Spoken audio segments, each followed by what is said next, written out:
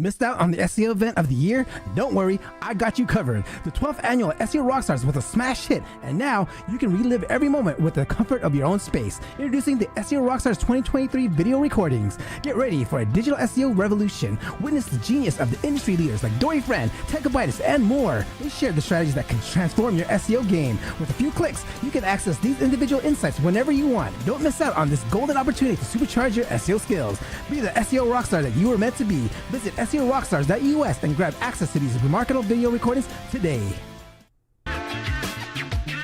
Hey, what's up, everyone? Happy Friday. We got 2 episodes this current week. We had one on Monday with a very special guest, DC Glenn. Be sure to check that one out if you want to pop out your knowledge panel using IMDb. Today's topics will be about SEO for News, Google Discover, and SGE. This is something we haven't really talked about much. The new SGE experience, search generative experience, and how to optimize that for it. And we have John Shehata of NewsDash.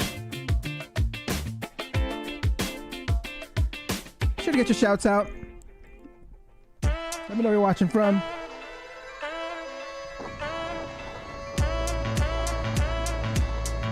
Oh yeah!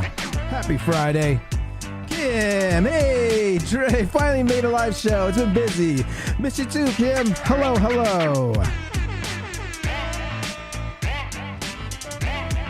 All right, I see John in the back. Let me make sure he can hear me. Yes, I do hear you. Love it, love it. To fix the setup. All right. We got YZ says hello. Hello, YZ.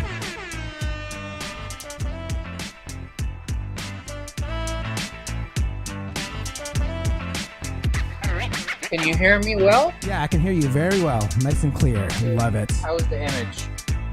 The image is good. Let's see here. Yep, you look good. Sound good. Maybe if you is your camera movable? Maybe you can. Yes. Let me fix that. YZ is from Canada. Hello.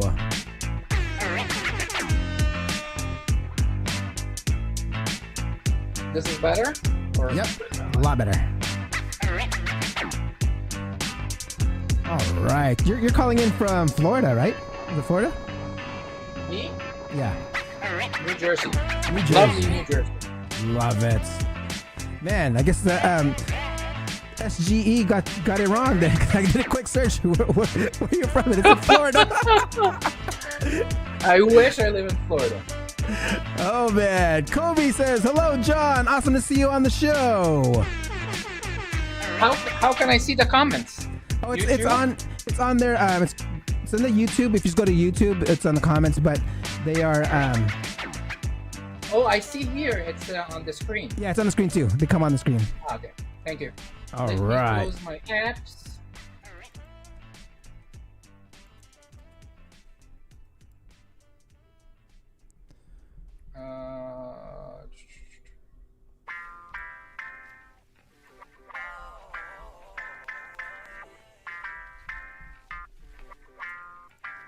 Carol, hello from Seattle, Washington.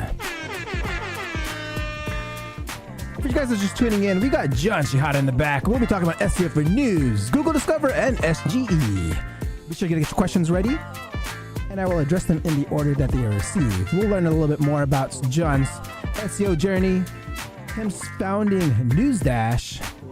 Oh, lots of great good stuff. So I will be right at 12 my time at the hour. I'm going to go over a few videos, and about 8 minutes after the hour, I'll introduce you into the show. Okay, awesome. All right. So right now, people are just saying hi in the live chat. Good. Let's add some lights. There you go. Love it. Matching the vibe over the show. Yeah. There we go. Is it on? Is it change colors? It's actually changing colors. Oh, it is, huh? Yeah, it changes color. I don't know if it's nice or not. But yeah, it's pulsating. Is it on beat?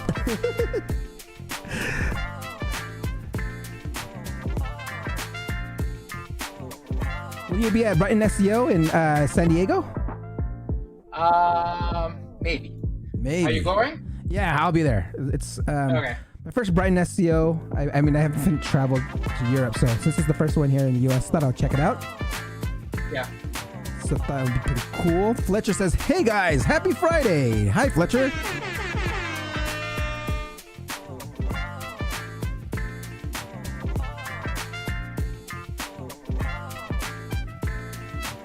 We got about 4 more minutes to go. Get your shouts out. Say hi in the live chat. Let me know where you're watching from.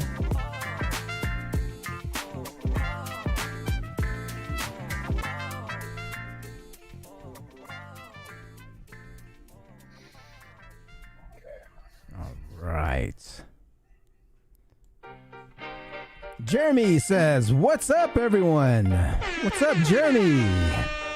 Great to see you on." I'll be back in a sec, okay? Okay, sounds good. I don't know how to turn off my video. Okay, There one you sec. go. Looking forward to tips on optimizing SGE. Victor, hello.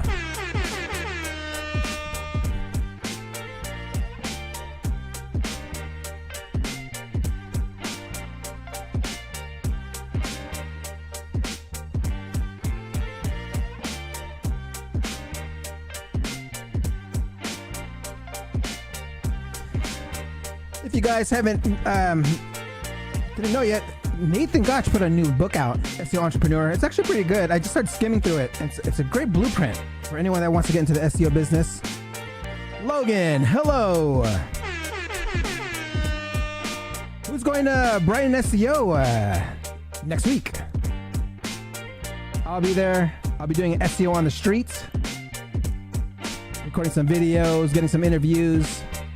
Hopefully I can see you there, have a drink, interview you.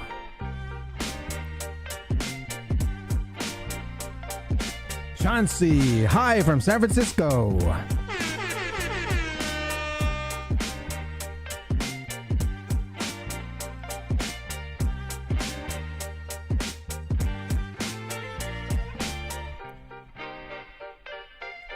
If you're just tuning in, we have John Shehata, a very special guest today, talking about SEO for news, Google Discover, and SGE. We got 2 more minutes to go. Be sure to get your shouts out. Let me know where you're watching from. Let me know if you're going to Brighton SEO. I'll be there next week. I'll also be at SEO Spring Training out in Arizona. It's a long one. I think it's like 5 days. I think it's 5 days.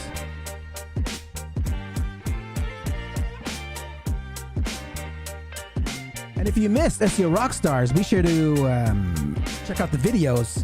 I heard a lot of great things were dropped.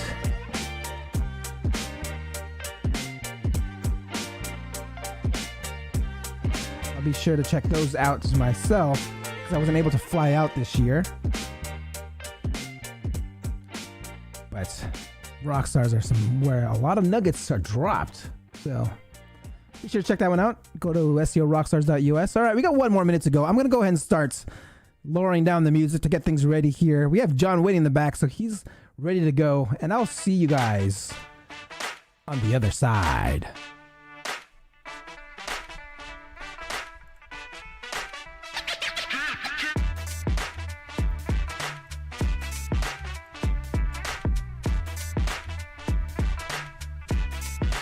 All right, John, so I'm going to go ahead and put you on mute, and then I'll unmute you in about 8 minutes.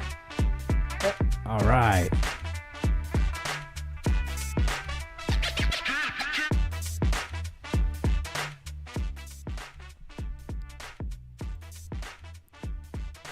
If you're just tuning in, we will be talking with John Shehata, and we'll talk about SEO for news, Google Discover, and SGE.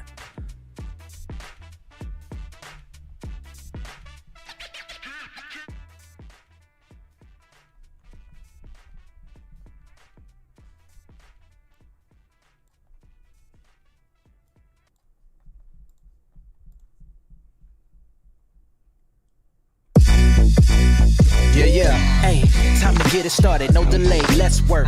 Wanna see you be an SEO expert. Paul Andre De Vera, steady dropping knowledge, over 15 years in the game, so he knows all about it. Master the art of SEO, you will be amazed. Time to get your brand off page to on page. Dropping knowledge, legendary for sure. Whether you're just getting started or self-employed entrepreneur. Yeah, let's go. Subscribe to the SEO video show. Hey, welcome to another episode of the SEO video show where SEO is alive and fun. My name is Paul Andre De Vera, aka Dre, and I curate SEO videos released in the past week into about 1-minute clips. My favorite part of the show is when I get to introduce my guest, and my guest this week is the founder of Newsdesk, John Shehata. Before we get started, let's say what's up to everyone in chat. I see Chauncey, Logan, Jeremy, Victor, Fletcher, Carol, Kim, Kobe, YZ. Thank you everyone. Please support the channel by liking, subscribing, and hitting that notification bell. Now let's get on with the show. Hey Dre, how did the SEO find their way back through the woods? Breadcrumbs. Breadcrumbs.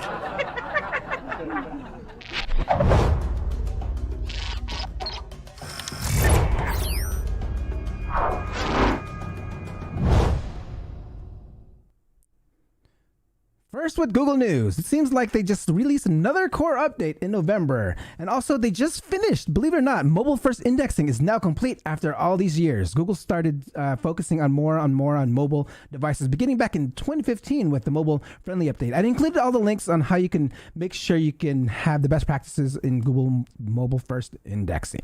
All right, Martin Splitt published a new video on SEO Made Easy on improving your content using GSC. Let's check this one out. Now look for a combination of low clicks and high impressions, like this one. Click it and select queries to see what people have been looking for. You can use this information to rephrase or restructure your content so it is more relevant to the queries people are searching for. When you published your updated content, check the URL inspection tool when it gets crawled again. And afterwards, you can check if your changes had an impact. To do so, you can click on the same page, click on Date, select Compare, and then you can check this way if the numbers have improved after your updates. So that helped us with making our content more relevant for given queries and checking if our changes had the desired impact. But the performance report can help us to find out what content we should create. By using the pages list and the date comparison, we can look for queries that have more impressions now than in the previous date period. Those are queries that have an increasing demand, so maybe we should have content to go with that too. I use this information with a ranking layer to increase my CTR. I pretty much identify top ranking pages with high impressions and low clicks, and then start optimizing the meta titles to get that CTR up. Okay, how to structure a digital PR campaign. Let's check this one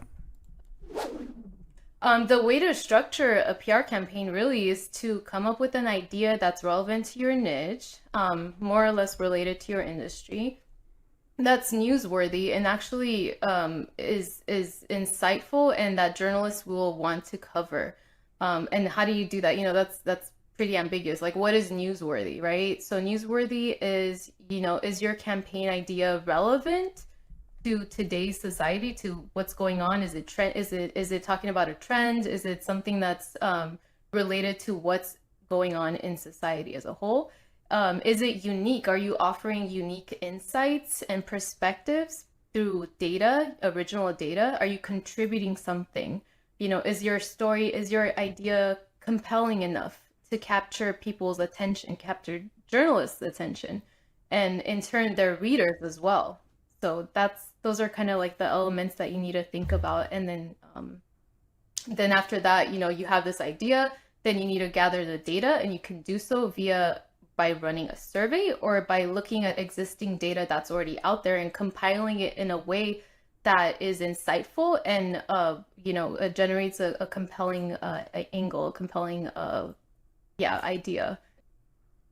Digital PR is something I've been actually personally focusing on with a lot of my clients. Remember, digital PR campaigns is not the same as a PR's syndication campaign. So be sure to watch Fery Kaszoni's episode on digital PR. I mean, it's pretty much where I learned a lot of how to do it myself. We haven't talked about YouTube SEO in a while. Here's a quick refresher by TubeBuddy.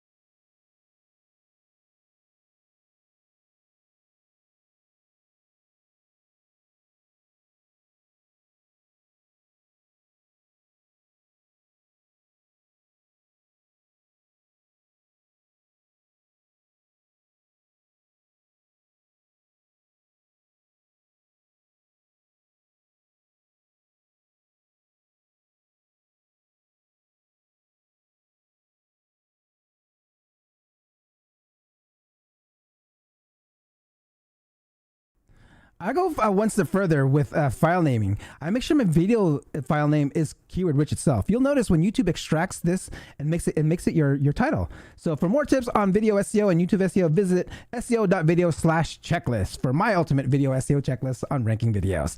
Okay, what are the 3 parts of the Google SERP by Jason Barnard? Let's check this one out. The SERP in 3 parts. Over here on the right, knowledge. In the knowledge panel, over here on the left, recommendations, and at the top, Google's assessment of its knowledge and its recommendations. Whatever we search for, the SERP is divided that way. And in products and in brands, that's extra important. So here we have knowledge on the right, recommendations on the left, evaluation, assessment at the top. And in brand SERP world, know, like, and trust. In business, that is the foundation. In SEO, that is now the foundation. You need Google to know, like, and trust you, and your brand SERP is the way to see that it does. That last part, SGE, is something we'll be talking more about today, which brings me to my favorite part of the show. Please ask questions, and I will address them in the order that they are received. Before we get started, here's a word from our sponsor. Ever wondered how to get your brand noticed? I found the answer with Magic PR. Thanks to Magic PR, my brand now reaches over 300 plus premium news and media outlets. I've seen my news on AP, Bloomberg, Yahoo News, and many more. And it's not just about visibility. With Magic PR's unique SEO process, I've noticed incredible boost in traffic to my site and improved local and organic rankings. From crafting the perfect press release to building a powerful SEO campaign, Magic PR is always there for me. Want to experience the magic of PR? Try Magic PR just like I did. Watch your business reach new heights. John is a highly experienced SEO with over 25 years of experience in the digital marketing space. He has worked with numerous major companies including Disney, ESPN, The Atlantic, and more. He's founded the enterprise SEO company News Dash and the News SEO conference NESS. He is widely recognized for his technical SEO innovations and strategies tailored for news and enterprise sites. He is a sought-after consultant, speaker, and writer who continues to shape the SEO industry. Please welcome John Shehata.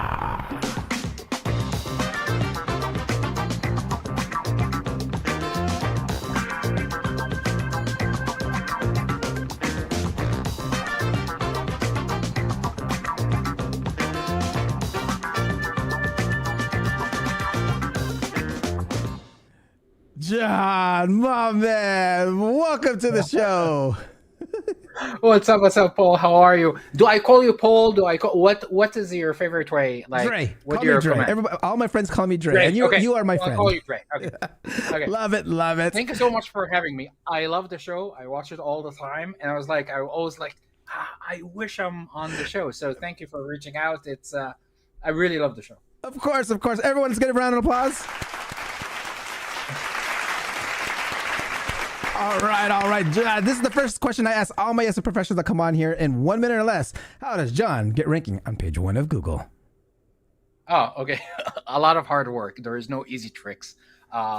It's all about I believe in content and the technical aspects of the site, or technical hygiene. Let me say it this way. But there is no quick shortcuts that will get you there. I think working for a lot of major publishers, it's like you have to really be high standards. So yeah, I wish I have a one sentence that I tell you how to get to #1 of Google. So Love that, love that. First knowledge bomb of today. Let's rewind this quick. Hold on. John, take us way back into time. 25 years ago. When did you first get into SEO? okay, you want to know the very, very, very first story? Okay, Yeah. So I was not an SEO. I was almost a pharmacist. Okay. So I woke up one day and I said, okay, this sucks. I hate chemistry. Why the heck I'm doing this? So I said, okay, I'm gonna change my career. Where do I go? It was like, oh, I love math. I love computers back then. And so I went to computer science. I restarted my whole major again. And then I graduated. My very first job was like writing desktop applications, C++, C#, all the good stuff, the old gold stuff. And then I got into an agency working on building some marketing tools and stuff. And then I discovered SEO. I was like, wow, this is fun. And back in the days, it was Alta Vista. Google's not there yet, right? And Lycos and Ask Jeeves and all these. So like I was intrigued. I was like, oh wow, you can do a site and you can get it, like people can find it too. It was like the whole idea was like amazing.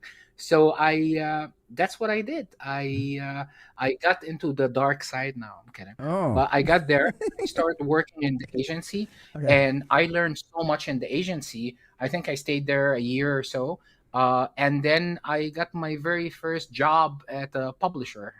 So that was the very, very early start.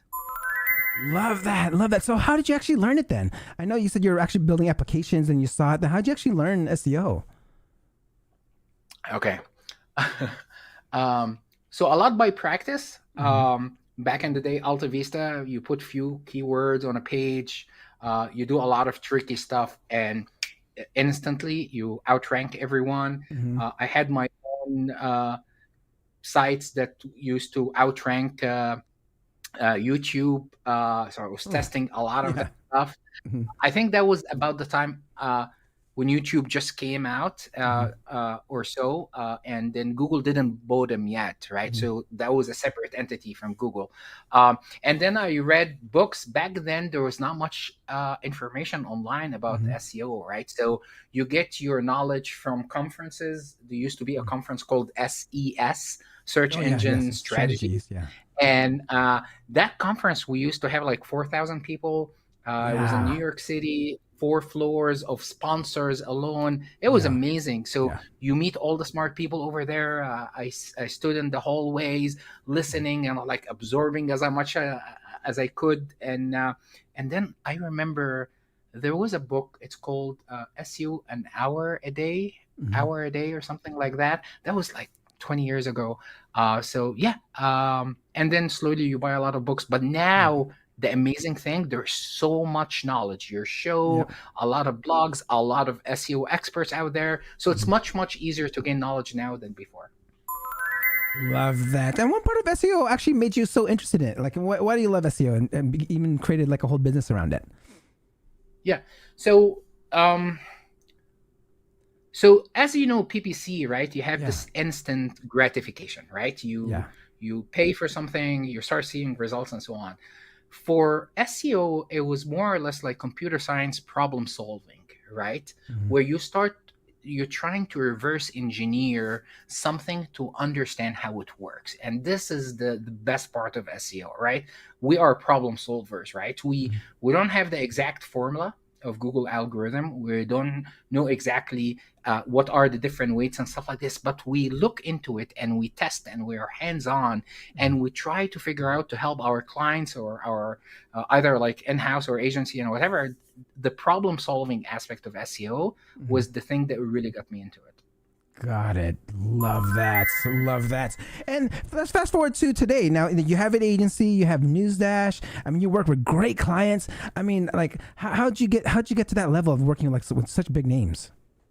I think I was a part luck, a part hard work. So my very first publisher experience, I worked for a company called Advanced Digital or Advanced Local, and I was able to manage SEO or start SEO for them for about 15 sites and 35 local news papers. And back in the days, SEO news was not a thing at all. So I would go in front of like 300 writers, training them on SEO and the machines and what is Google crawling and indexing and ranking. So it was like a voodoo magic kind of a thing, which I don't like to use that word for SEO because I believe it's art and science. Then from there, I got to Disney and ABC News, ESPN, Disney channels, Oscars, all these things. And then I ended up at Condé Nast with all the publishers. So all the magazines like Vogue, GQ, Wired, and so on. I oversaw audience development for 60 brands in 11 different countries. Wow. So we had a really good team. So after doing all of this, I think I reached a point where like, I would like to work for myself. So I don't have an agency. I have a software solution, or I build SaaS products. But I do help a couple of like selected clients here, like 2 or 3 maximum. Most of them are publishers. And I have seen firsthand the lack of tools for publishers, right? SEO tools. And I always like, okay, there are so many great tools out there, right? Without naming any names. But when it comes to real-time SEO, they were lacking. There was no information. So that's why I got into it. Love that. That's the perfect segue into our topic of today, which is publisher news SEO. I want to let's look at the foundation. Like, what are some key foundational principles that publishers should know about news SEO, and how does it differ than like traditional SEO? Sure. So the first thing is you don't have to wait 3 months to see results.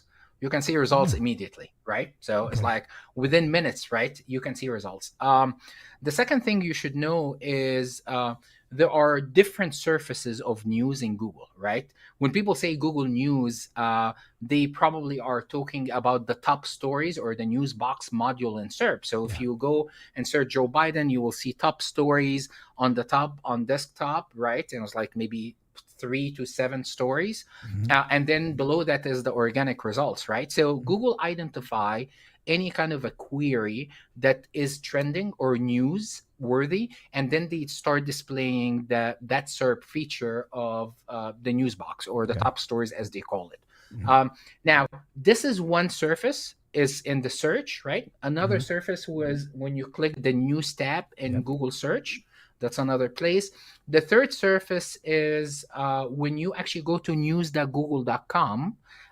So this is another surface where, and this is like the actual Google News. This is the product that Google called Google News, not the Google search one. And then I will consider actually Google Discover as a part of the whole news surfaces that drives traffic to publishers. So these are the 4 different surfaces. The most important one, you can argue it's either like top stories or the news box or Google Discover, because Google Discover sent a ton of traffic to publishers. I have seen publishers who get about 80% of their traffic from Google Discover. Or top stories, mainly from mobile, because about maybe 80 to 90% of all traffic that goes to publishers right now is mobile traffic. So these are the different surfaces, just to give an idea. Paul, Dre, I have also a PDF that explains all of this. I would love to send it to you. Maybe you add it to the resources under the video. Yes. Love that. Thank you for sharing that and creating that high level explanation for us here. So I want to get into, like, you mentioned that you work with a few, maybe a few customers here and there, like you have 2 or 3, that you're really picky. I'm curious, like, what are some of the success stories that you've had with, implementing some solid news SEO for this, one of your clients here?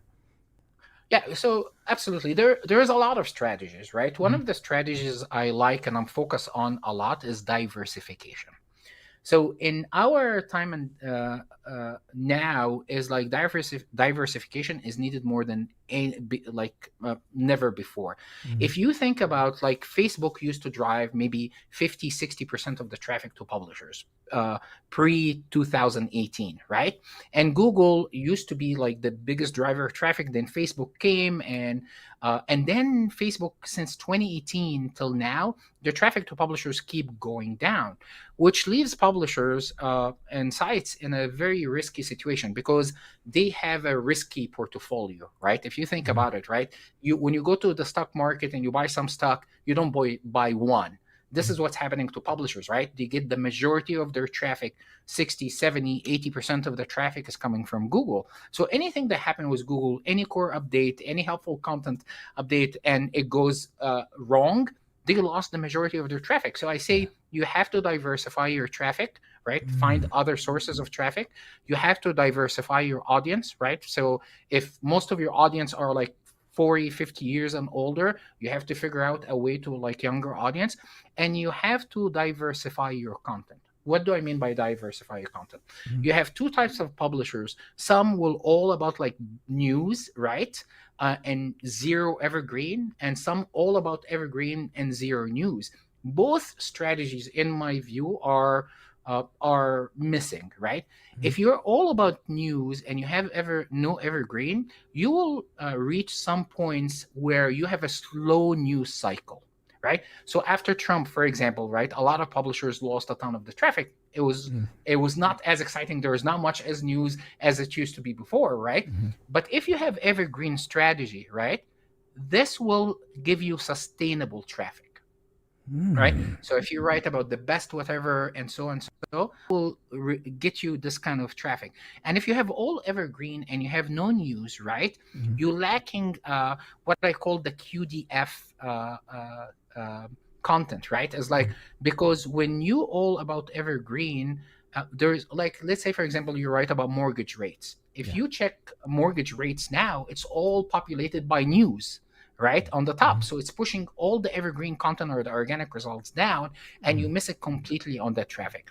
So I think you need a healthy mix, diversified mix of content from evergreen and news. This is one of the strategies that work really, really well for many publishers. Excellent.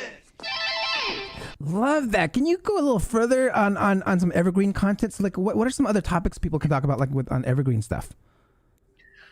So it depends on your niche. For example, if you're in beauty or fashion, right, there's so many topics that you can work on, like nail design and hairstyles and I don't know, like different outfits, and that evergreen could be also be seasonal evergreen. So what do you wear in the winter, best winter boots and stuff like this. When you talk about technology, right, the best password apps, right, to use this year, right, the best laptops and so on. So these are the evergreen content that people will continue to search for all the time. I usually, when I used to do training, is like an evergreen content is a story that you can share today in 3 months from now and 6 months from now, right?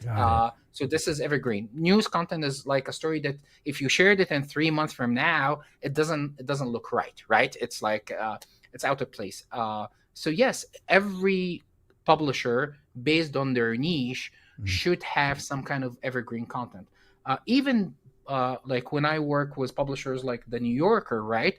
You have to understand the publisher. So for example, doing the best books, kind of like RAB end of the year, it was the right fit for them. Yeah. Love that. So for those that are that you see now, clients that you, or even companies and publishers that you see now, what are some kind of mistakes that you see them doing? Like, and you're like, oh my God, they should stop doing this. Like, what are some kind of mistakes that you see some publishers doing so they can fix it right away? I think the biggest problem that I see recently is a lot of publishers are all on Google Discover. So they are start to abandon SEO best practices in the sake of like winning on Discover. Google has warned us many times that Google Discover traffic is not reliable. It's extremely volatile. It can come in waves and then suddenly disappear. So I think, and I have seen so many horror stories where publishers focused all their efforts on Google Discover, and then suddenly they lost all the traffic and they lost the SEO as well. So I would say Discover is not a strategy. Discover is more like a tactic. Utilize it as much as you can, drive as much traffic from it, but your focus should always be on SEO best practices for your publication or your site. Love that. And we'll go more into some just Google Discover tips in a few minutes here. But I have a couple more questions on news SEO. On how about like, it's real time intent, like, I mean, real time Yes. news, right? So I'm curious, like how important is like the search intents for news, like when it aligns with actual news, because it's real time. It's kind of like, the intent's a little bit different there, right? So like how The intent is different. Yes. Yeah. So how do you like what are some actual steps that publishers can take to align with the user intent to use it effectively when it comes to news? Okay, so I think it's more. I think the user intent here is informational, but it's more focused on news, what's happening, right? So, and when people search for news, usually they use the same patterns. I tracked trends for 20 years of my career, right? And you will see people always searching for example, people names, right? Joe Biden. People searching for specific locations, right? Miami or Florida and so on. So people, let me go a step back. People search for an entity plus a qualifier, right? Joe Biden economy, Donald Trump indictment, Hillary Clinton emails, locations, right? Gaza, Israel war, Florida shooting, right? They also search for organizations like Giants something, right? FBI emails and so on. They search also for events like Oscars 2023 winners, right? So this is how people search for news most of the time. And once Google identify a query that this is a news query kind of a thing, or a trending query, right? Then they start showing you the news box to fulfill that query, right? And you see the news tab there. It's the same thing when Google identify a query is more image heavy. So you start seeing the image features or SERP feature all the way in the top with the images very first link. It's the same kind of idea. Love that. And one more thing on news, like more on the news SEO, is like the technical portion. I mean, you're a technical SEO, and you do a lot of technical stuff yourself, and you program. I'm curious, like what are some of like some news SEO technical things, like schema or like certain things that they should pay attention to when it comes to news SEO, publisher SEO? Oh, sure, absolutely. So with the technical news SEO, all the traditional technical SEO elements apply. Right. Okay. In addition to that, you have specific schema. Like a lot of people, I think 80% of all news articles use news article schema. You have a specific XML site maps. You have specific elements in the schema that are very specific to publishers. Right. These are some of the technical stuff. How fast the articles can be crawled by Google, right? So this is very important, right? So if Google deem you to be like an authority site in a certain niche or in breaking news, they crawl you much, much faster and more frequently than other static sites. So you need to eliminate all kinds of like blockers for these kind of like crawlers to find your content and index it fast so it can rank. Love that. Love that there. All right. We have a comment here from Jeremy. Would definitely love to look at John's PDF on that. Yes, Jeremy, we'll make sure we get that in the links and the first comment pinned below after the episode. And if you got some questions, go ahead and ask them in the live chat and I will get to them as soon as I can find a break and in between my questions here. So I want to go into Google Discover now. I mean, we're just talking about Discover. Sure. I'm curious, like, and Discover's a different beast. I mean, when I see Discover, it's just images that pop up on my phone, and I don't see any text. So I'm like curious, like how this algorithm works, and I'm pretty sure other people would be too. So I'm curious, like, what kind of content strategies can publishers implement to increase their likelihood to be featured on Google Discover? Okay, so let's focus, I think, on the first part that you said that, okay, I'm getting these Discover, how they relate to me. So it's really focused on your search history, right? Hey, Dre loves Taylor Swift. He always reads about Taylor Swift, right? Always follow her or whatever, right? Then that's a high affinity towards a certain entity. So if we say keywords are the foundation in a way for a good SEO, entities are the right foundation for Google Discover, right? So Google identify which entities that you are as a person, as John, as Dre, and so on, have a strong affinities, and based on that search history, they start showing you more like related stories to these entities. They also look at your location, your home location, your work location, your travel location, because that also determine what type of stories that you get, what languages, and so on. And they also look at any kind of new searches that are not newsy, maybe evergreen. So for example, let's say I'm buying a new house and I start looking for like mortgage rates or like other related searches. Google will start introducing as well evergreen content in Google Discover. So while the primary content in Google Discover is news and trends, every once in a while there will be evergreen content based on the search volume. So this is what appears there. Now, your question was like how to optimize for Google Discover? Yeah, like content strategies, like how can we make sure we get featured there if, it's really personalized for people? Sure. So the first thing is like it really works mainly for publishers, right? So if you have a publisher website or a news site or trends, you're already probably in Google Discover, right? I think the biggest thing is optimizing titles, right? And optimizing titles here is a little bit different than optimizing your titles for SEO. So I wouldn't screw with the SEO titles. I will leave them as is. Probably I will use like OG title that is very specific to social and gets featured in Google Discover. The title needs to be catchy. The title needs to be clicky in a way, but not clickbait. Should not be outrageous, right? But it entices users to click. I think this is the first thing. I think the second thing is all about high resolution, high quality visuals, right? If you don't have high resolution images on your site with a certain dimension or a certain viewport, you will not get in Google Discover, or you will get a small image. You wouldn't get the full resolution, the full image, full width image on Google Discover. Your content needs to be tied to what's trending in a way, right? Or tied to the entities that you are that Google has identified you for. So we have a tool called GD Dash that I developed last year.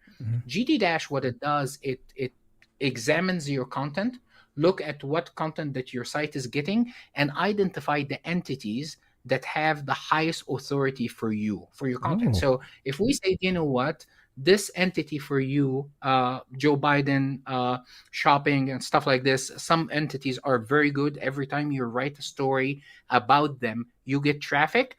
Then you start just repeat, right? If you understand what content works for you, what entities work for you, what entities Google has identified to be high authority, you start just repeating, writing about it. Because the secret, or it's not a secret, but the one thing that is not very obvious, going back to the example of Taylor Swift, even if Taylor Swift is not trending and you have a strong affinity, Google will display stories about Taylor Swift in your feed, even if she's not trending, which means that Google knows that you care about this entity. They will get you stories about this entity. So if I'm a site and producing that content, I need to produce that content frequently. So even if it's not trending, you still get that content. Love that. So affinity entities and like having authority within an entity. And you said you developed a tool about discovering, like, and is it, can you find it on newsdash.com, or how can they find this tool? It's our second tool. It's called GD Dash, like Google Discover, GD-.com. Yes, and it does Google Discover analysis and recommendations, and it also do search analytics. So, for example, it identify evergreen content for publishers and when they need to refresh it. It does dynamic clustering of all keywords and stuff like this. But since we're talking about tools, News Dash is all focused about real-time SEO. Like when you asked me earlier, right? All the traditional SEO tools are like historic SEO data, last 12 months. News Dash collects data every 15 minutes. So it collects all the new trends in a market, in a niche, in a location, and then it tracks all the rankings of all these trends every 15 minutes. And then we work for our clients. We send them alerts and reports and so on. Love that. Love that. Be sure to check that guy out, guys, on news-and-gd-.com. I'm definitely going to be checking that out. I'm curious. So, like, you mentioned like other trends, and if it has to be trendy. I mean, are there other ways? Let's say if they, the other ways people can find out certain trends. I know there's Google Trends. There's certain trends. Like, how have some, any other ways that people can figure out some trends that they can publish things about to make sure that they can jump? I think the most reliable tool right now that is available to everyone for free is Google Trends. Okay. It has some of its limitations, but it's amazing tool. We depend on it even in News Dash. Okay. So I think this is the only available one. You also may want to look at Google News and see what is Google highlighting, right? Okay. So if you go to Google News or news.google.com and look at sports, you will understand what's important to Google. Got it. Sometimes Google will highlight also when you start doing a search. They will give you sometimes trending or autocomplete for trending searches. Mm-hmm. So these are some of the places that you can find new trends on news. Love that. Okay, and kind of getting more into kind of the technical part of Google Discover. I mean, is there any certain things that you mentioned, like the file size, the picture quality? I mean, are there things that publishers should be formatting their content in a certain way to increase their chances within Discover? Sure. There is something I call it the social buzz factor. The social buzz factor, I saw a correlation between stories that do well on Twitter and other social platform and stories that do well on Google Discover. Now, I'm not saying this is a causation, but it's more like maybe correlation, right? It means if a story does well on Twitter and a lot of people share it, right, or retweet it, most likely that story will do well in Discover as well. I believe Google is looking at different places, like social platforms. I think they have an open hose with Twitter. They look at public faces of Facebook. They look at Reddit. And all of this help them with like the virality of certain stories could be with Discover. So I think the social buzz factor is important. I think the EAT plays a major role in Google Discover, similar to Google Search. Updating even evergreen content sometimes work for Google Discover. So let's say, for example, here are the best 12 Netflix, horror movies to watch this week. Yeah. And if you go back next week and update the same article over and over and over, we have seen spikes back into Google Discover. So there is a lot of things that can work, actually. Love that. And now I want to go into something I wasn't really thinking that we're going to talk about, but you kind of mentioned it when on Twitter about the SGE. So I'm like, okay, we're going to talk about SGE today. I love that because we haven't been talking about SGE as much here on and I saw some of the people in the audience were excited about the SGE optimizing for SGE. So I'm curious. I mean, could you kind of explain kind of the difference for those that just don't know yet? I mean, kind of the difference between traditional search and the new Google Search generative experience. Yeah. So in very simple words, Google is trying to give you an answer for very complicated questions that they have confidence that they have a good answer for in the new form of SGE. And it all started with, I think, ChatGPT gained popularity, and then Microsoft partnered with ChatGPT, and then Google came into the game and they said, we have our own set of toys as well, and that they have Bard, and that they have launched the SGE. Now, it created this kind of like panic, right? Especially with publishers and a lot of other sites, because the very early versions of SGE was like really huge. It was like pushing everything down, and it was like appearing for every kind of like query. I think I have seen maybe 5 or 6 different iterations of that, and I say people don't panic. I think it's getting smaller and smaller. I call it the shrinkable SGE right now, or the shrinking SGE, because while it started like very big or extremely collapsed, now I think it appears for less searches, and a lot of the searches Google will say, "Hey, would you like to generate an AI snapshot for this query?" Right? So I think I think it does help in some queries. Like, for example, hey, Andre, I have a family, I have 2 kids, I'm looking for like the best vacation on a calm water, white sand in Florida for a family, 2 kids, right? This is like a query will probably, as a user, will take you like a long time to determine. Yeah. SGE can help you with this very quickly, but it doesn't mean that it's always right. Yep. Love that explanation there. So I want to go into now, like, how optimizing for it. How can publishers optimize to get shown in this new SGE experience? To be honest with you, is like, I don't know yet, right? There is a lot of stories written out there and a lot of articles by smart people about how to optimize for SGE. I think it's very early, and I think it's not public yet, right? It's like whitelisted users who can see it, and in labs and stuff like that. So I don't know. I think once it goes public and then we start drawing correlations between what appears in the SERP and what appears inside SGE and where they get their information from. Once we know that, then we can influence the sources where SGE gets the content or the data from to build these kind of snapshots. But I think for me now, I don't want to give your audience any wrong information. I don't know. Love that. I have seen, you did mention Reddit. I did start seeing a lot of Reddit stuff pop in there. So, I mean, you mentioned that. I mean, there's other things about. So I wanted to go into more of, like, let's say, updates, Google updates. I mean, we had tons of them this year, right? I mean, I think there was actually a Google Discover update just recently, right? I mean, I'm curious, like, what are just like the first steps content publishers should take when they notice like a drop or surge, you know, when it comes to a, you know, search engine update? Yeah.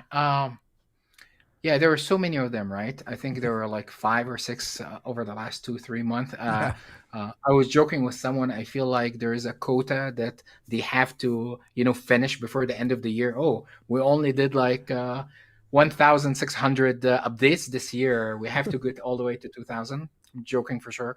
But there were a lot of them, and they keep coming one after another. And sometimes it's very hard for sites to isolate exactly which impacted their site, right? But I think that the first thing I would say is like, be calm, right? People go into a panic mode immediately and start like doing drastic changes.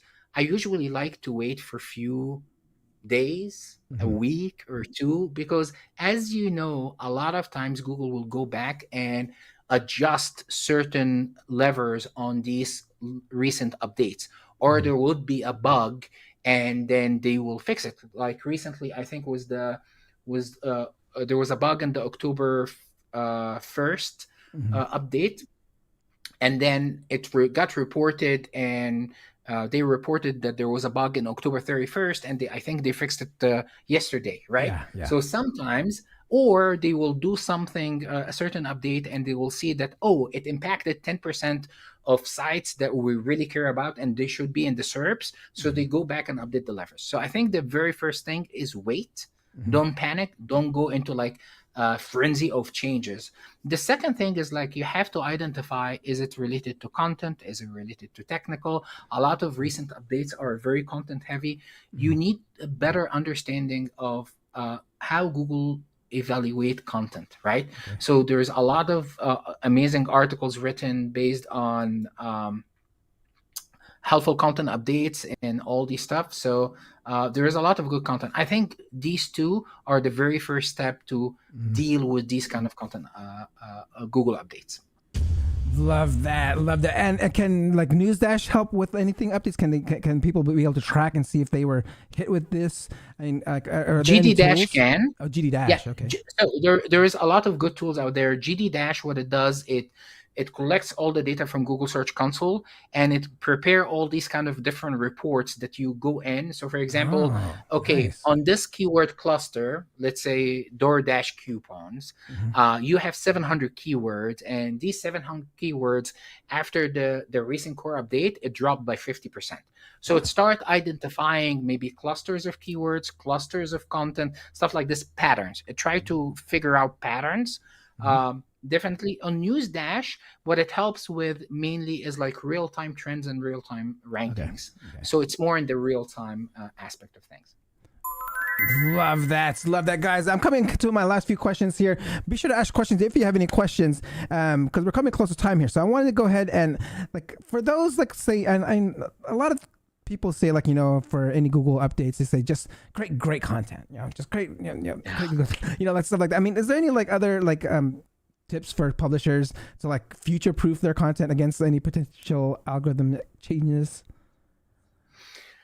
Yeah, I think it depends. If you're in the breaking news, right, niche, then it's not about grading just great content. It's grading timely content, right? It's like, because Google cares about speed of news, right? Timely, accurate content, right? So a lot of publishers have their own reporters on the ground. You need to get that content very quickly and fast, because people, when they share something, they want to share a link, right? It's like, oh, this so and so is happening, and here is a link to read more, right? So speed does matter. And when we spoke about SGE, for example, I start seeing that some of SGE gets generated for news content. So I didn't think that would happen. So Kevin McCarthy, after he was out, I start seeing the SGE snapshot after 6 hours, right? So Google's confidence knows all the fact, and now if you click on it, it tells you exactly what happened, and instead of reading 10 or 20 stories. So I think timely content is extremely important for publishers. I think EAT now, especially with, you can create hundreds of thousands of articles on sites in a week or in a day. So now the authority of the writers of that content and the EAT of that content is extremely important. So make sure that you enhance the EAT signals for your site and for your writers, right? A link to all the different places to establish what I call a social proof, or a social or online digital footprint. So Google needs to know, oh, this person is real, and this person is here, here, and here, and this person has authority on that topic, and this person has a first-hand experience on this topic. So there's a lot of elements that can help publishers there. Love that tip. All right. I want to come down to like my last two questions here, if I don't see anything come in. So, I mean, like, looking ahead, I mean, what are some trends that you see within the world of, like, news SEO and, within and Discover? Some of the trends. I have seen a lot of publishers actually got hit by Google updates. And one of the major reasons was the shift into Discover heavy content updates. This is something I saw was like 3 or 4 publishers recently in the last week or so. I think news is getting harder for new publishers to get into, which has been there for a while. I think publishers, especially that want to be about everything for everyone, I think they need to identify their strength and double down on these strengths.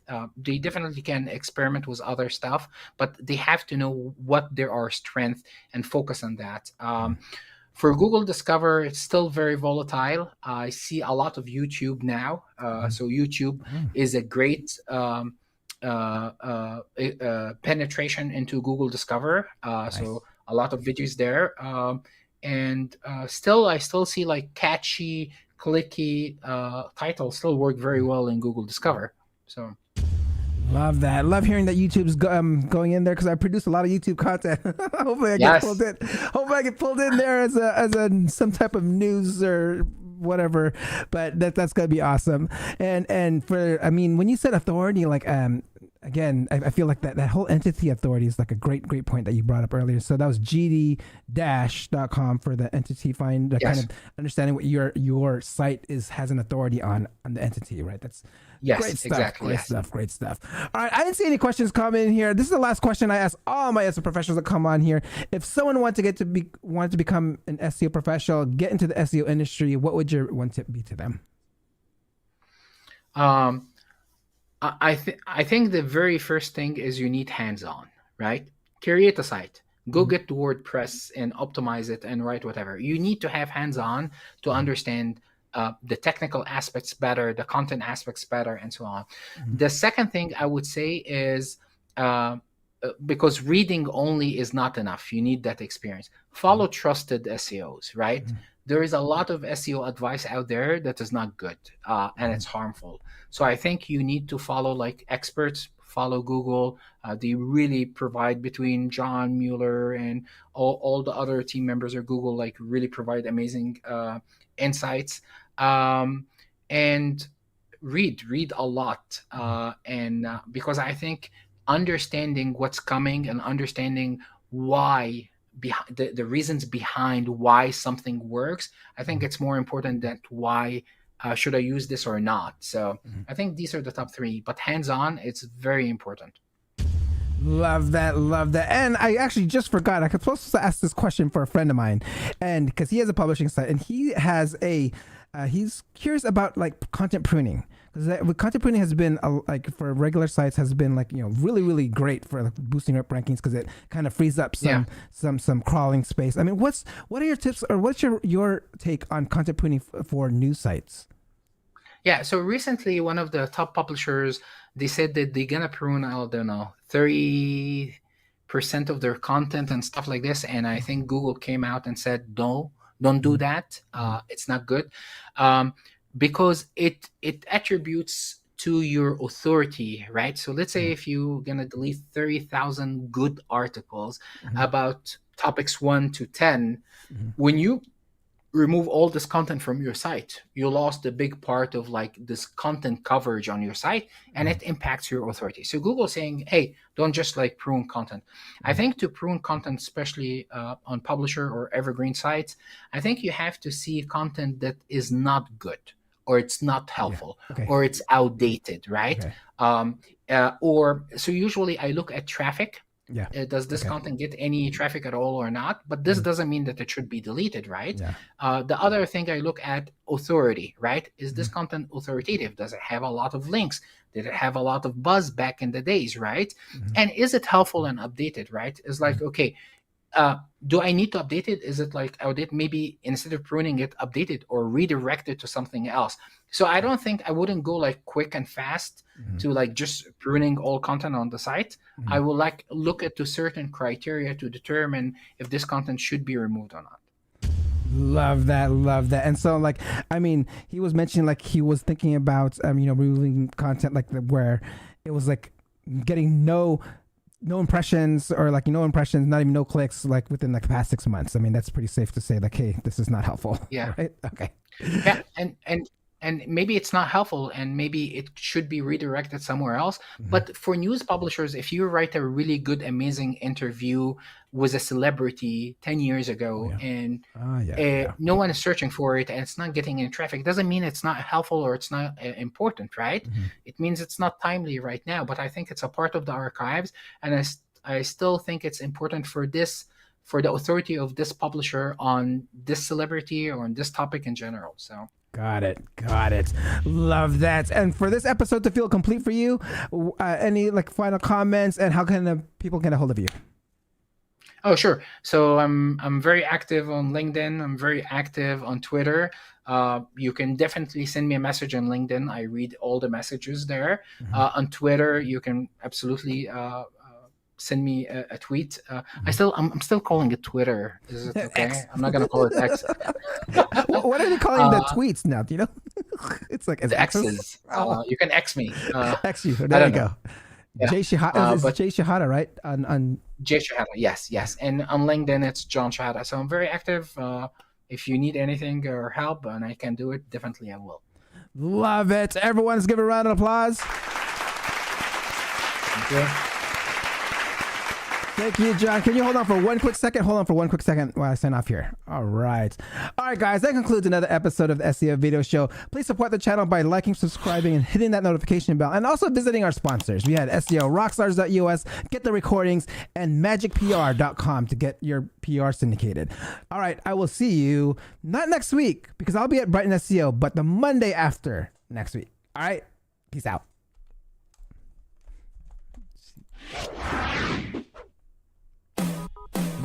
Thank you for watching. Hope you come back next week. Make sure to subscribe. You don't want to miss a thing. Hope you learn something new, cause the vibe is incredible. From the special SEO professionals, SEO video show, let's work. Want to see you be an SEO expert. Paul Andre De Vera helping you step it up. No delay right now, time to level up. Hey, thank you so much for watching. Make sure to subscribe. Woo!